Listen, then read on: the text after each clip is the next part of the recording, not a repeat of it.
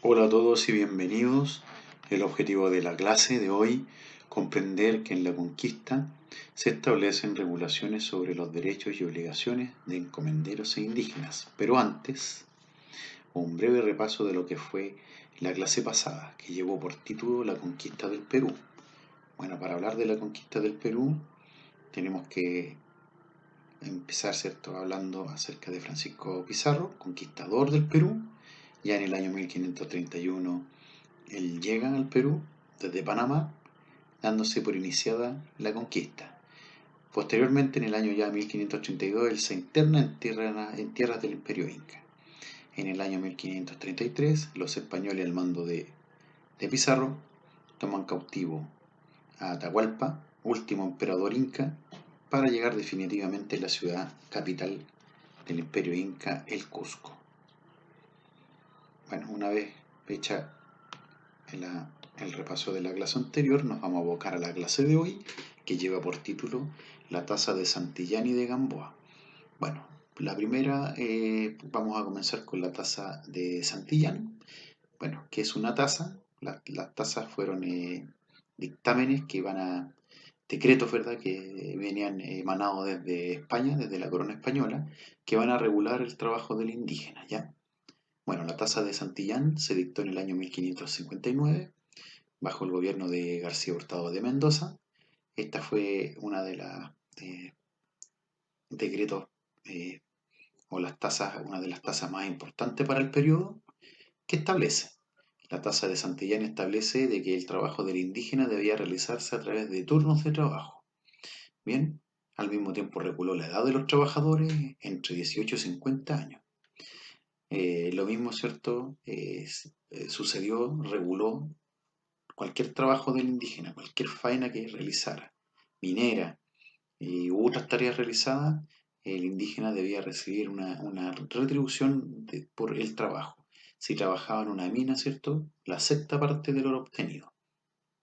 Bueno, con esta tasa se va a ratificar que el servicio personal como una forma de tributación y que la corona de España no aprobó bajo ningún punto de vista.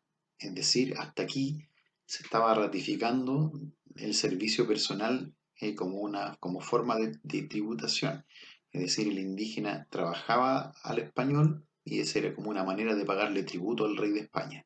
Bueno, estas tasas llegan acá a América y a Chile con el afán de verdad de regular el trabajo del indígena, con el afán, ¿cierto?, de también de poder que el indígena tenga alguna retribución por su trabajo y que no solamente el servicio o el trabajo del indígena fuera que consistiera, ¿cierto?, en el pagar tributo al rey de España, ¿ya? Bueno, sigamos hablando, ¿cierto?, de estas tasas que van a regular el trabajo del indígena. Ya en la segunda mitad del siglo XVI la corona española ya estaba consciente de los efectos perjudiciales eh, que le significó, ¿cierto?, para los intereses de España y para los propios indígenas, eh, respecto, ¿cierto?, del trabajo obligatorio de los indígenas. Bueno, para hablar de las tasas están vinculadas con el sistema de encomienda, ¿ya? Ustedes, si recuerdan, ¿cierto?, la encomienda era precisamente cuando el rey de España, ¿cierto?, le otorgaba la posibilidad de que los españoles tuvieran un grupo de indígenas que, eh, ¿cierto?, pudieran realizar trabajos al español y al mismo tiempo este servicio personal fuera una forma de tributo para el rey de España. Bueno, con las tasas de Santillán y Gamboa esto se intenta regular, ¿ya? Se empieza de verdad, estas tasas son en favor del indígena. Vamos a ver si es que estas tasas de verdad se cumplen o no. Pues bien, la corona española estaba muy consciente de este perjuicio que estaba ocasionándole a España y a los indígenas respecto del trabajo obligatorio que realizaban los indígenas sin tener ninguna retribución. Bueno, varios cuestionamientos por parte de la iglesia, también por uno y otro intelectual, ¿cierto? Especialmente, ¿cierto? Eran comentarios bien lapidarios respecto sobre esta explotación indiscriminada que estaba sufriendo la población indígena. Pues bien, pues la solución a esto se encontraba en la regulación del trabajo indígena, sobre todo regulando estas relaciones que se mantenían entre el comendero español y el indígena, ¿ya? Bueno, como mencionamos más al principio, durante el gobierno de García Hurtado de Mendoza se va a promulgar la primera disposición de esta tasa que está destinada a normar el trabajo del indígena, ¿ya? Eh, Recibe el nombre de Santillán porque esta fue preparada por Hernando de Santillán y Figueroa, ¿ya? Eh, a quien se le solicitó el estudio de la encomienda y la posterior, ¿cierto?, regulación a través del trabajo del indígena a través de la tasa, ¿ya? Bueno, la tasa de Santillán, que lleva el nombre de este español, eh, tuvo como principal objetivo regular el trabajo del indígena considerando la edad y, y al mismo tiempo el número de los indígenas que van a estar al servicio del encomendero español. Bueno, decir, ¿cierto? Con esta tasa se mantuvo el servicio personal que le ofrecía al indígena, pero se limitó según la edad y el sexo, ¿ya? Solamente los hombres adultos entre 18 y 50 años tenían la obligación de asistir como mano de obra de trabajo, ¿ya? Se exceptuaban las mujeres y los menores de 18 años y los mayores de 50 años, ¿ya? Bueno, la tasa de Santillán también adicionalmente dispuso que los indígenas debían trabajar según cierto según los turnos de trabajo, ¿ya? Debían trabajar por turnos, ¿ya? Eso se conoce como la mita, ¿ya? Entonces, según la mita de trabajo, por turno, ¿ya? Entonces, la mita era una institución que eh, consistía, ¿cierto?, en regular el trabajo de los indígenas eh, y consistía, ¿cierto?, en un tiempo o turno de trabajo que indígenas debían servir al español por medio de tareas, ¿cierto?, solicitadas, ¿ya? Entonces, el AMITA se ordena, ¿verdad? Y a través de esta tasa pretende regular eh, la distribución, ¿cierto?, de la mano de obra, según la faena, no sé, pues podía ser faena agrícola, en las minas, por lo tanto, iban rotando, debían enviar cada 5 indígenas, eh, eh, mientras que para las actividades mineras se debían enviar cierto otro grupito más. Bueno, eh, la tasa también de Santillán insistió, ¿cierto? Con ella se insiste respecto a los deberes de los encomenderos. Bueno, ¿cuál era el deber del encomendero según la tasa de Santillán? Ellos debían proteger al indígena, debían promover la evangelización también de los indígenas, proveerles de alimentación durante cierto su servicio, protegerlos de las enfermedades.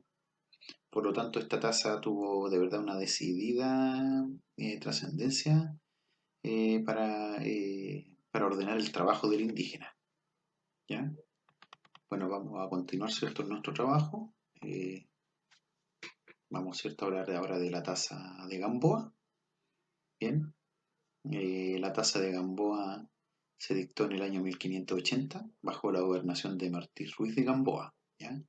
Bueno, esta tasa le puso fin al tributo del servicio personal que se aplicó acá en Chile, ¿ya? Y que el indígena tenía que pagarle a la corona española por medio del trabajo, ¿cierto?, en la encomienda, ¿ya? Bueno, se estableció un tributo en oro o en especie. ¿Mm? Ahora, esto generó la protesta de los encomenderos, que de verdad vieron cómo sus intereses se estaban empezando a dañar, ¿ya? Que el encomendero en realidad se sentía muy cómodo, ¿verdad?, teniendo a su servicio personal a un grupo de indígenas, ¿cierto? Entonces, esto logró, con esta tasa se logró de verdad derogar el trabajo o suprimir o terminar con el trabajo forzado del indígena, ¿ya?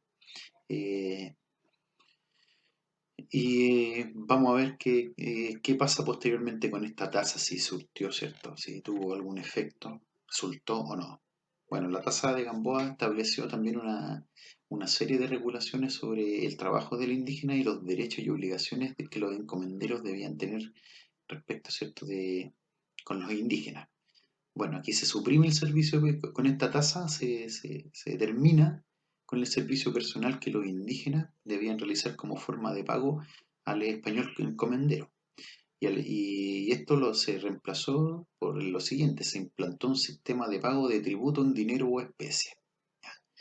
Bueno, debido a las fuertes presiones por parte, ¿cierto?, de los encomenderos para que se volviera a establecer el pago del tributo indígena en servicio personal y así poder contar con mano de obra indígena, la tasa de Gamboa fue abolida en el año 1583, ¿es cierto? Y bueno, en la práctica, durante la aplicación de esta tasa, los indígenas siempre continuaron realizando trabajo para el encomendero en las minas, en cualquier obra, en la estancia, en la hacienda, ¿ya?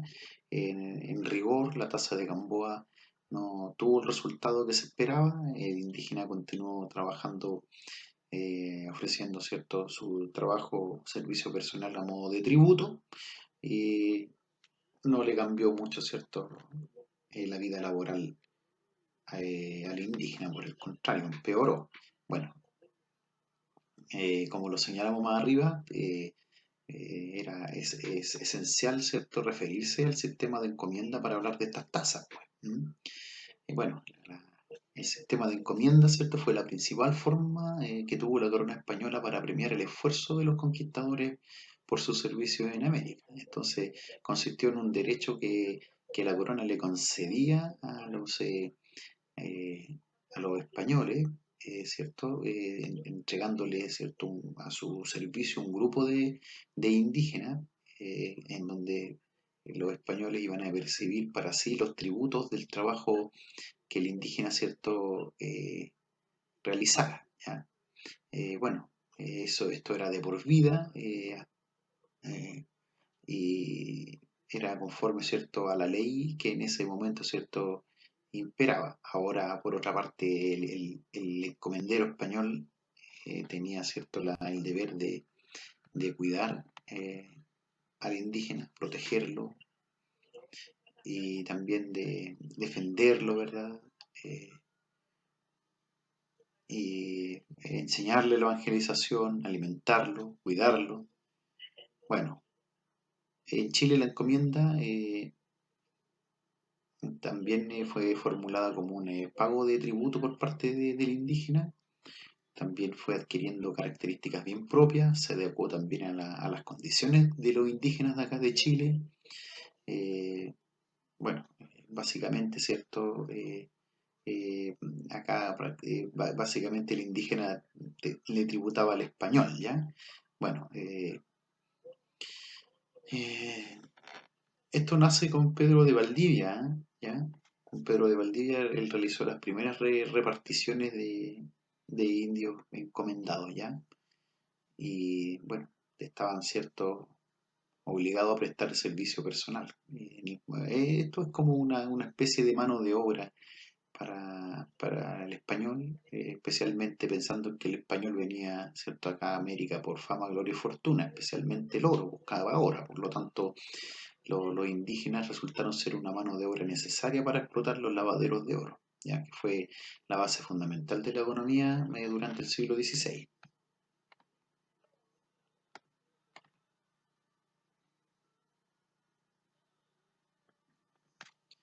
Bueno, al igual que en América también, el sistema de encomiendas fue objeto de varias críticas debido al trato cruel que los españoles le daban a los indígenas. Sabemos de que se buscó atenuar esta figura dura que el español, ¿cierto?, tenía con el indígena, y es así, ¿cierto?, como que se intentó proteger los derechos de los indígenas. Por eso desde España y acá en la América también se dictaron diversas leyes u ordenanzas que estaban destinadas a reglamentar de esta relación entre el encomendero y el indio encomendado, los indígenas encomendados. Bueno, entonces, bueno, fue así como surge, ¿cierto? Se implementa la tasa de Santillán, ¿cierto? Eh, que reconoce, ¿cierto?, la existencia, dijimos, del servicio personal, Y bueno, esta tasa, ¿cierto? Siempre trató de ponerle límites a este servicio personal.